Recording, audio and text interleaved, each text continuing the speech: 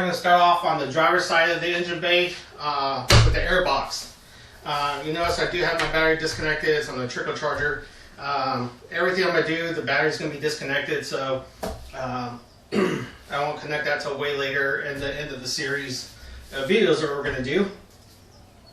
So it's a pretty straightforward situation here. Is we're going to remove the air box and the whole assembly here with the two hoses all the way up to the throttle body, and it's just a matter of starting from right to left. Okay, so not that big of a deal. We'll start from the right side, just unclip your air box. Simple enough. Next is I'm gonna go right over here and disconnect the airflow sensor. So we'll disconnect this, just like so. I'm gonna put it all the way.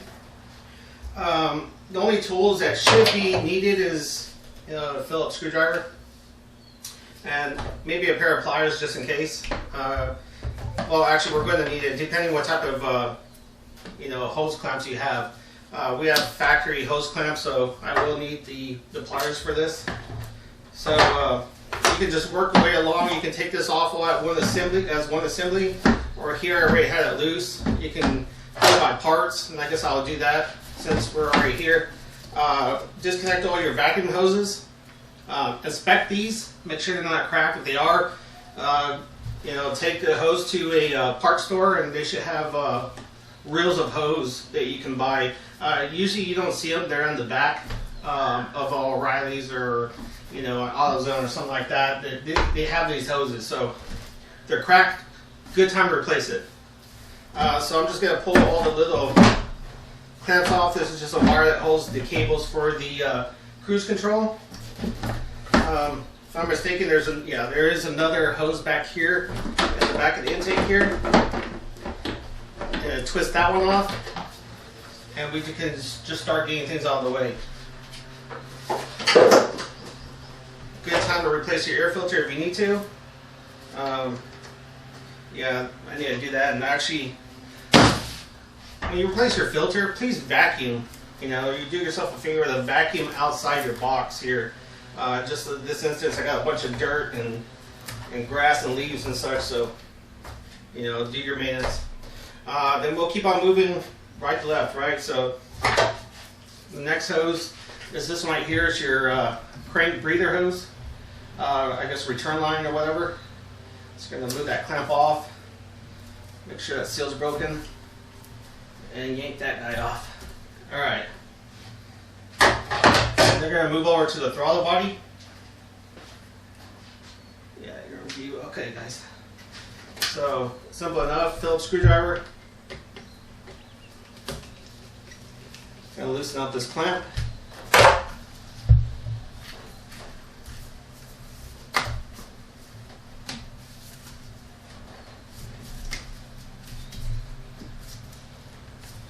Maybe not loose enough. Let's see.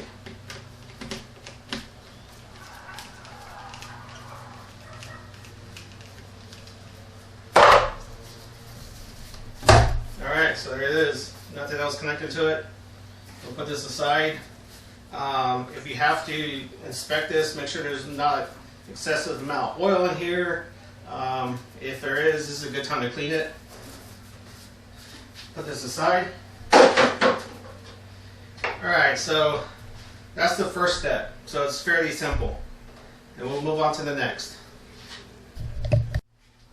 Alright, so we made it down to the fuel filter. Since we're trying to get to. I loosened some stains up. I took off the bottom of the air box here just so I can get more light in this area. I was having a hard time getting the camera to actually see because everything's black and dark down here. So I guess first thing I want to mention, this is a 97 Lexus. So a lot of things are similar and a lot of things are different. What is similar is the fuel filter you're going to use is exactly the same on pretty much all models above 97 on the Es300. For sure I know all the way up to 2001 they're similar with the VVT engine. So I'll show you here what the filter looks like. It's kind of an easy in and out type situation. The filter sits in like this. The other different parts, since this is an i7, I'm going to compare it to a 2001. So, 2001, you don't have all this crazy evap system here in your way. So, what happens, what they did is they moved this filter a little bit closer to the brake booster. So, you know, this is going to be missing if you have a newer car than this one. So. But it's going to be all the same procedure, and I figured, heck, you know, why not show it, right? So, first thing is just give yourself as much access as you possibly can to it. Remove whatever you have to. For me, it wasn't too much. I just removed this wire loom so I can get my hand in here, and then the camera can see what I'm doing. And here I'm going to remove this hose. This hose went to the air box, so I'm just going to remove that real quick and put it aside. It gives us access to the top of the fuel filter here. So typically they'll have this lid right here on top. It's a plastic lid. All you do is you pinch it, and if it's hard to pinch, you can get a pair of pliers and just pinch it here on the sides like this, and then pull it up. You see there's just little clamps that go into the metal portion of the fuel filter. So at this point, I'm gonna not disconnect anything first. You go back of the car and you unscrew your fuel filler cap. Okay, that's going to relieve the pressure in the system just enough where it's not going to keep on coming out and spilling out all over your floor. So if you want to take a precaution, you put a pan underneath the car to catch any fuel spill. You can put some rags down there. What you're going to do. I'm not worried about it. In my situation, this car's been sitting for a while. If you watch my other videos, I did the fuel pump, and so I know there's no pressure in the system. All right, so I already did the rest out back. You know, the fuel cap is off. Okay, so I'm ready to go. So I'm gonna start with the supply line to the engine, which is what sits on top. You don't need any special tools for this. It's just a matter with your fingers. You're able to pinch this little green guy right here. And so what I'm going to do is I'm going to reach around here and just kind of pinch it. So you want to pinch it like so. And when I do, I want to get my hands away. So I'll get pliers real quick. And you can use pliers, you don't have to use pliers, but I want to try to be out of the way of the camera. I'm going to pinch this down. I'm going to push in first, right? And then you pull right out. It slips right out. So you do want to inspect this clip right here. I will inspect it. You got to remove this clip and transfer it over to our new fuel filter. So if this clip is broken, you have to replace it. There's no way of sealing the system without replacing this. Okay, unless you do a full modification where you just start clipping this hose, and I do not suggest that. So anyway, ignore that. Alright, so the next thing is this thing's sitting in a bracket that's connected to the side of the body here. And let me get this light in here.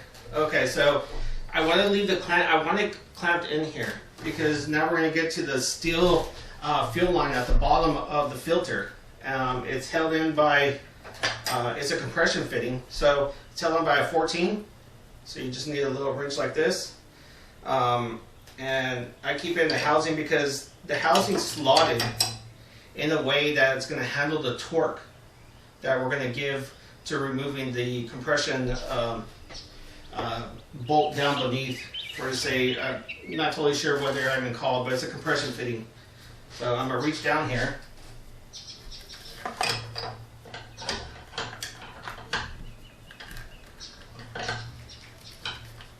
I guess it's worth noting, I'll get the filter back out.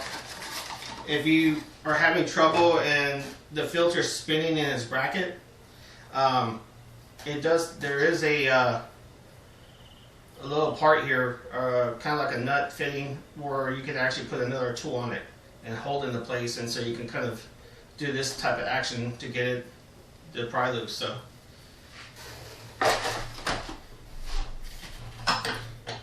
I'm going to be hopeful this holds for us and it comes up.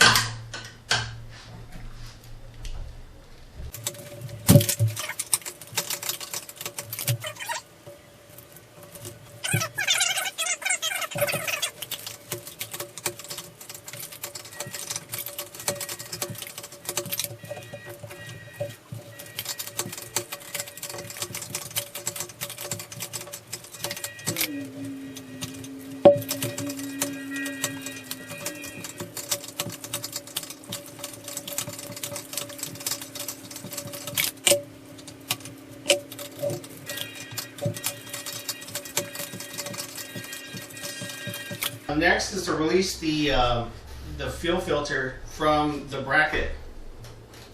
And it should be an 8mm bolt that's holding onto here on the side, right here. So I'm just going to loosen it up.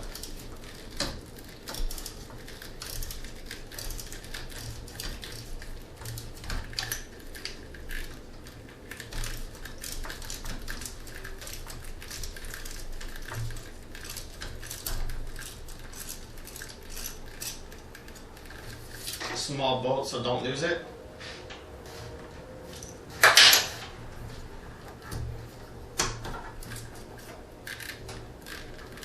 And at this point, what I'm going to do is I'm going to have to spread the bracket out a little bit to separate it from the housing here.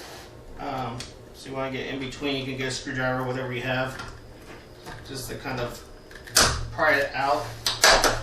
The idea is to slip it down.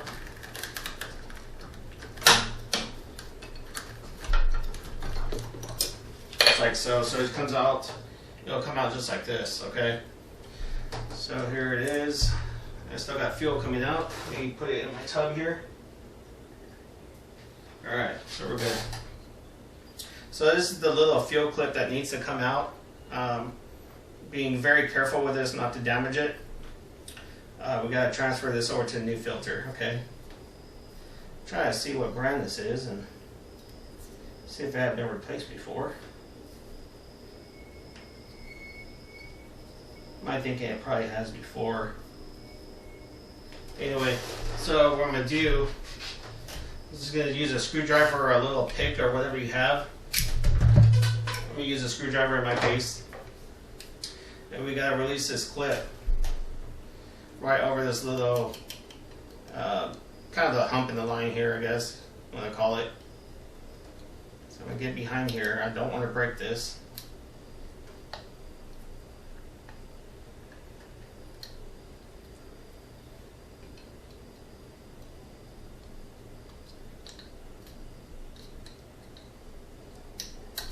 Oh, just like that, and on the floor mine went. Let me go fish that real quick, make sure it's okay, and then we'll put it on a new one.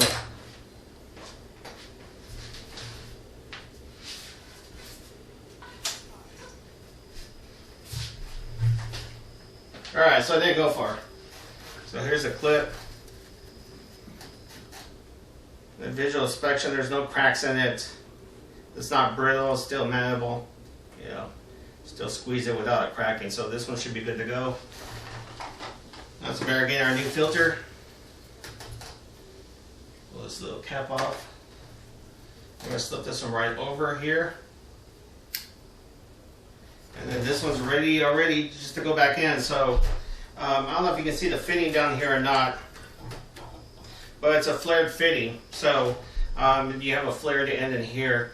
And that's, you know, once you torque it down, the two metals press together and it creates a seal, okay? So we gotta make sure we torque them down good enough, or as hard as you can possibly get it, basically.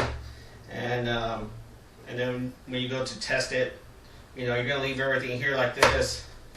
You're gonna cycle the on and off key, I would say, I would do 4 or 5 times.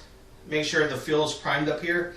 And then you come in here and you make sure you don't have a leak, okay? So if you have a leak, just go back and figure out what you did. Make sure everything is torqued down correctly. So we'll get this guy back in.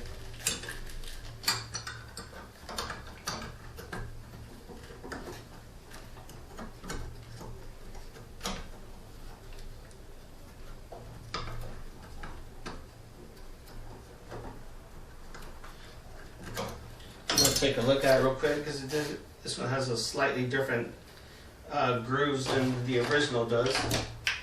You know, the original had better grooving to fit the mount. This one has some grooves, but it's not very definite as the old one I pulled out. But they're still there. So we want to line up those grooves into the bracket.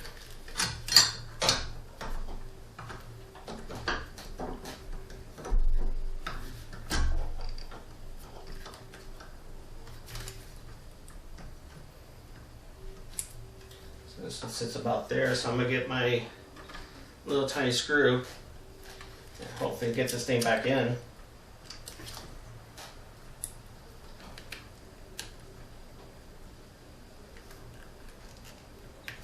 This might be a little bit tough. What we're gonna have to do is get a pair of pliers and squeeze this bracket together some. I'm gonna hold it there, get my screw in.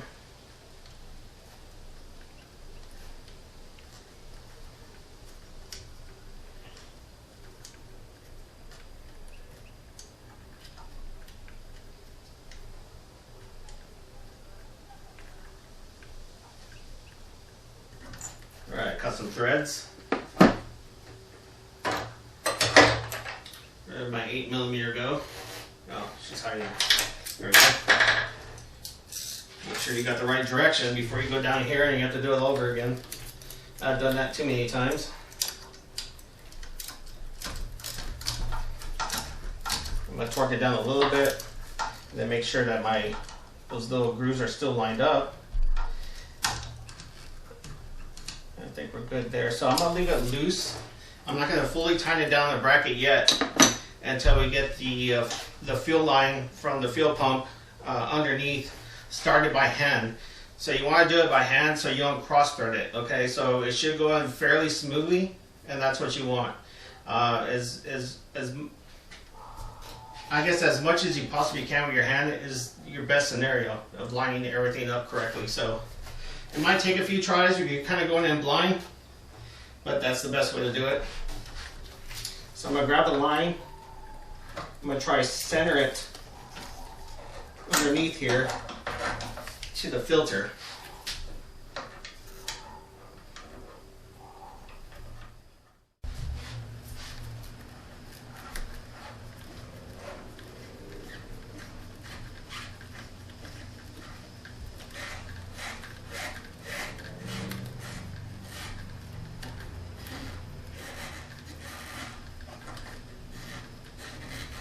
Alright, so now once you get to the point you can't hand screw it tight any longer, we stop there and then we go back and we tighten up this bracket onto the filter.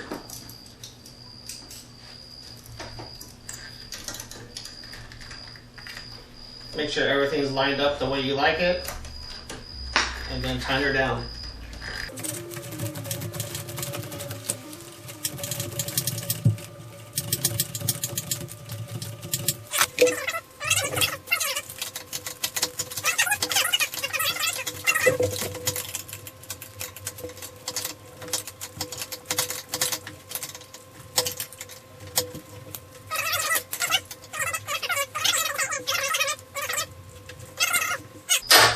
So at this point we just go back on top, get our fill line here.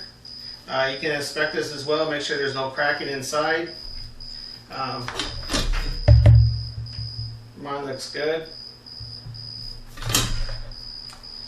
And remember your orientation. One snap sits right on top. So I'm going to rotate this guy. I'm glad they made it green so it comes out on camera. So, and then we're going to reach around for y'all. And I'm going to come in at it. And I'm just going to push it in and it should snap. You can double check it like this or whatever you got to do.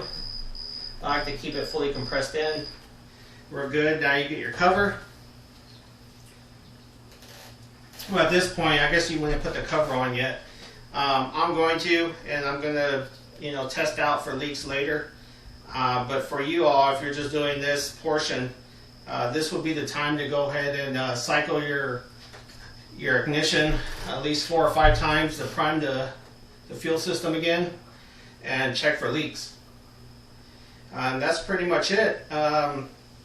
Reverse order for everything else. This thing should go in nice and easy. Should clip in just like that. Reassemble everything you took off and you should be good to go. Thanks for watching. Stay tuned to the next one.